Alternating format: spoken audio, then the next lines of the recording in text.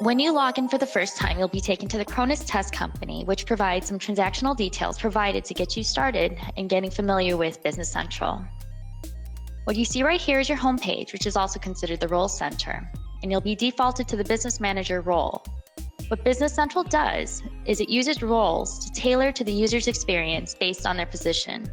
So the view and the layout that you see will vary a little bit depending on the role that you are working in, which I'll get back to in just a minute. The layout of each role center generally follows the same flow. It's just the specifics that will vary based on your role, but the areas will generally be about the same. Consistent throughout Business Central is the app bar, which is this black bar up here.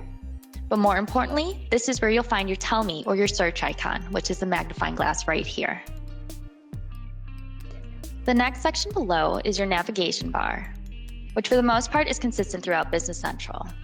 However, if you do a search to an area, what it will do is it will layer that screen over your current screen and your navigation bar will disappear. In that case, if you need to go to a different area, you can either do another search or click this back arrow here and it'll remove that screen. The navigation bar also lets you know which company you're in.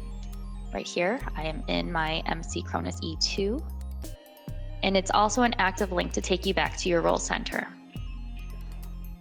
This next area here is your Listeria. And this also houses the bookmarks as you make those selections throughout your role center. You can also pin this area here, but the selection will change as you click through your modules. Over here is your headline area, which provides some insights or highlight messages for the business. These automatically get scrolled through, or you can manually click through these little dots over here. Over here, you will find your actions, which provide a slightly quicker access to the tasks that are relevant to your role.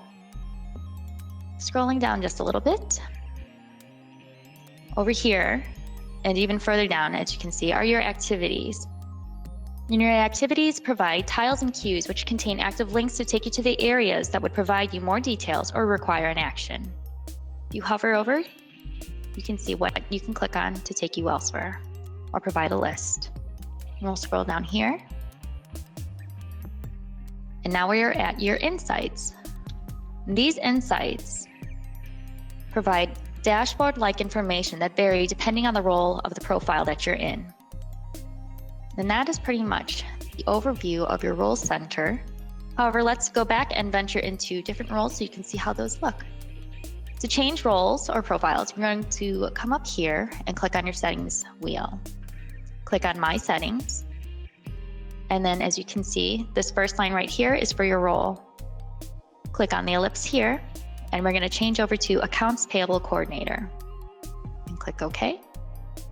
It'll refresh the page.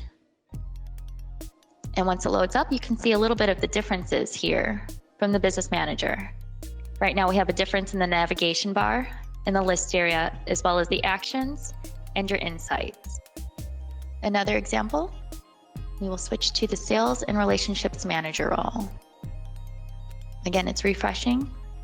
And for the most part, it looks pretty similar to the Business Manager role. I think the more notable difference would be the insights down here. As you can see, it's more geared towards sales and your opportunities here. And that is all I have for you regarding the Role Center overview.